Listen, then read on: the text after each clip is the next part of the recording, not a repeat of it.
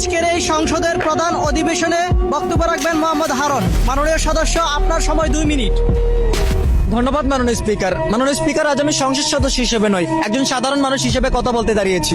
সামাজিক যোগাযোগ মাধ্যমে ভাইরাল হওয়া ছোট ছোট নিষ্পাপ শিশুদের মুখ, রামিসা, আসিয়া, তায়েবা, ফাহিমা, দোলা, এরা শুধু নাম নয়, এরা আমাদের বিবেকের আর্তনাদ। মাননীয় স্পিকার, যে বয়সে তাদের হাতে থাকার কথা ছিল বই পুতুলার রঙিন স্বপ্নাকার, সেই বয়সে তারা হয়েছে ধর্ষণের মতো এই জঘন্য কাজের শিকার। এই নিষ্ঠুরতা শুধু একটি পরিবারের কান্না নয়, এটি পুরো জাতির ব্যর্থতা। মাননীয় স্পিকার, আজ সারা দেশের মানুষের মনে একটি প্রশ্ন মাননীয় স্পিকার, আর কত শিশু হারালে আমরা জাগবো? কবে এই শিশু ধর্ষণের বিচার পাবো? আর কত মায়ের বুক খালি হলে অপরাধের বিরুদ্ধে কঠোর ব্যবস্থা নেব?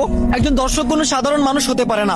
যারা শিশুদের নিষ্পাপ জীবন নষ্ট করে তাদেরকে দয়া দেখানো মানে মানবতার সাথে বিশ্বাসঘাতকতা করা। তাদের ছাড় দেওয়া মানে দেশের হাজারো ধর্ষণকারীদের সাহস বাড়িয়ে দেওয়া। মাননীয় স্পিকার, দেশের মানুষ আজ বিচার চায়, দ্রুত বিচার, কঠোর বিচার। মানুষ চায় এমন শাস্তি যা দেখে ভবিষ্যতে কোনো পশুর সাহস না হয় একটি মেয়ের দিকে কুদৃষ্টি দেওয়ার। মাননীয় স্পিকার, কাল দেখলাম ছিনতাইকারীর ছুরির আঘাতে এক র্যাব সদস্যের মৃত্যু। যে দেশের আইনের লোকদের জীবনের কোনো নিরাপত্তা নেই, সে দেশের সাধারণ জনগণের কিভাবে নিরাপত্তা পাবে? কিভাবে বাঁচবে তারা? পুরো জাতির পক্ষ থেকে আপনার কাছে এটা আমার প্রশ্ন। মাননীয় স্পিকার, আজ এই সংসদে থাকা দেশের প্রতিটি অভিভাবক, শিক্ষক, প্রশাসন ও তরুণদের কাছে আমার একটা আবেদন, দেশ ও দেশের মানুষদের নিরাপত্তায় রাখুন, অপরাধীদের কঠোর শাস্তি দিয়ে দেশে শান্তি ফিরিয়ে আনুন। ধন্যবাদ মাননীয় স্পিকার।